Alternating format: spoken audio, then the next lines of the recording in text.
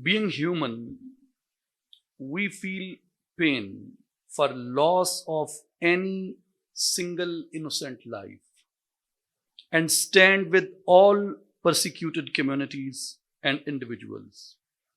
Human life is precious without any discrimination of color, creed or religion, ethnicity or geography. Killing of any innocent human being is condemnable and unacceptable. At Muslim Institute, we focus on the issues that are particularly relevant to the Muslim world. Therefore, we also have paid special attention to the genocide and massacres of Muslim populations in today's seminar. There are a number of events unfolding in the world at any given time. Many issues, therefore, get neglected or do not receive due attention. This is why we have decided to remember the lives of millions of Muslims lost in genocides and massacres in contemporary history. When we speak of genocide, we often think of it as a tragic chapter of the past. Yet, for Muslim populations across the world, genocide is not only history but also a living reality.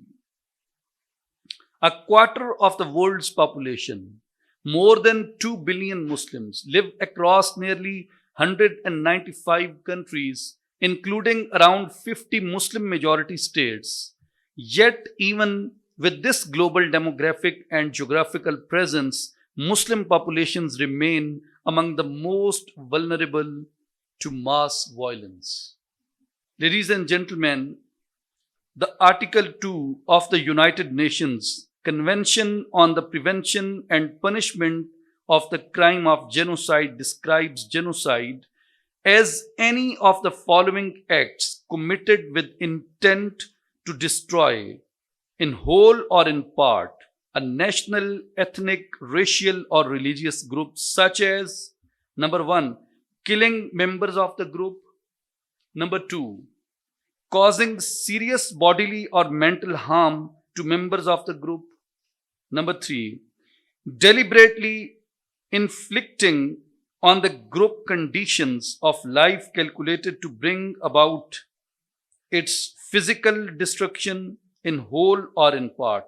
Number 4, imposing measures intended to prevent births within the group. Number 5, forcibly transferring children of the group to another group. Contemporary history bears painful witness to organized, systematic, and even state-sponsored genocides and mass massacres of Muslim populations. Their cultural identity, historical heritage, and even physical survival have been targeted.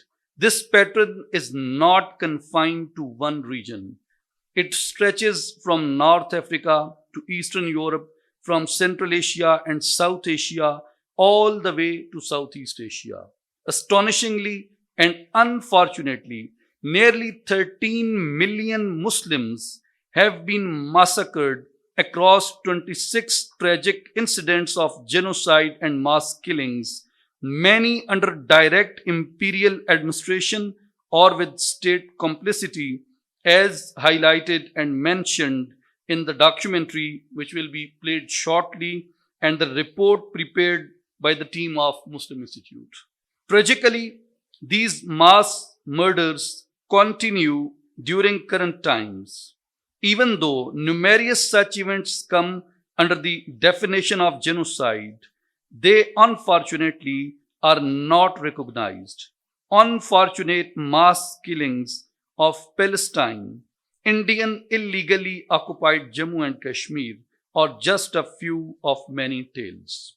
This tragedy continues today, even inside India, where the threat to Muslims is rising sharply. Many human rights organizations and genocide warning bodies have already warned about this.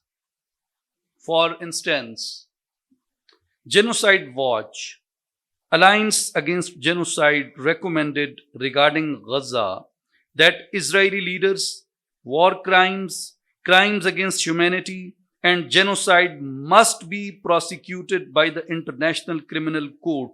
All states must assist the International Criminal Court in investigating and prosecuting these crimes. Similarly, Genocide Watch states, I quote, approximately 630,000 Rohingya still live in Myanmar under a system of state-sponsored discrimination and ethnic segregation. The United Nations Independent International Fact-Finding Mission on Myanmar concluded that Rohingyas face conditions of ongoing genocide and described the 2017 operations as bearing genocidal intent. The United Nations Special Rapporteur on Minority Issues has repeatedly highlighting that Muslim minorities in several regions are at imminent risk of mass atrocities, and that early warning signs such as discriminatory laws, hate-based mobilization, and securitization of communities have been ignored for years.